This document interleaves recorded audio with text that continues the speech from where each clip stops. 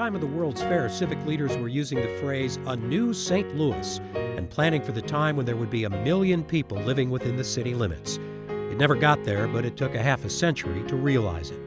Cities like St. Louis in post-war America were facing decline, and while construction of the Arch was a bold statement of the city's pride in its past and hope for its future, so were the massive slum clearances, urban renewal, and the big thinking of public housing, most famously and infamously Pruitt-Igoe.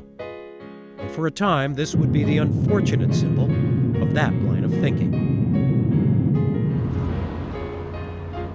Still, the Arch stands, and not just as a triumph of design and engineering, but of civic focus and political clout. This was, after all, your tax dollars at work. But there were other successes that rallied the city, even caught the country's and the world's attention.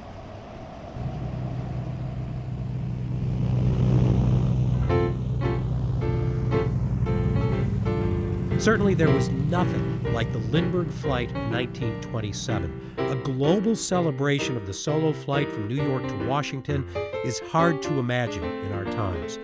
Lindbergh was the most famous man in the world, and the Spirit of St. Louis was the most famous airplane. The success of that flight was due both to the cocky confidence of the young pilot and the financial backing of St. Louis business leaders. Albert Bond Lambert, for one, Chamber of Commerce President Harold Bixby for another. St. Louis helped raise the money for the plane and the flight, and they got to name the airplane. The Spirit of St. Louis was already the city's promotional motto. But keep in mind that this could have literally crashed and burned. It was a risk to put a city's name on what many felt was going to be an embarrassing, if not deadly, failure. This could have been the Pruitt-Igoe of the 1920s. But it turned out better than anyone could have imagined. And in the 20s, a city associated with aviation was about as modern and high-tech as you could get. Between the fair and the flight, there was something that happened in St. Louis less remembered today, in part because it was an event staged not for the world, but just for us. In 1914, civic leaders organized a huge celebration in Forest Park. It was called the Pageant and Mask, and it marked the 150th anniversary of St. Louis's founding. They built a stage in the lake at the base of Art Hill, and for 4 days, a cast of thousands presented the history of St. Louis, starting with the mound builders. This was the brainchild of one Charlotte Rumbold of the Parks Department, and she didn't just want to put on a show.